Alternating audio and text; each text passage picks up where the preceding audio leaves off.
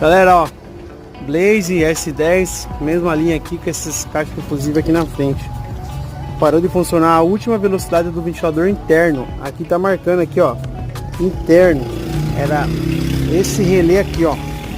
Ó, ele era aqui e tava com defeito. Se você olhar bem aqui no pé do terminal, aqui tá derretido e tá mexendo, entendeu? É esse aqui, ó. Ó. Trocado o relé, colocado um relé menorzinho, mas a mesma função. E o ventilador voltou a funcionar lá dentro, beleza? Outra dica aqui também. Instalado 2 eletroventilador para ajudar na troca de calor do condensador. Fixação aqui fácil.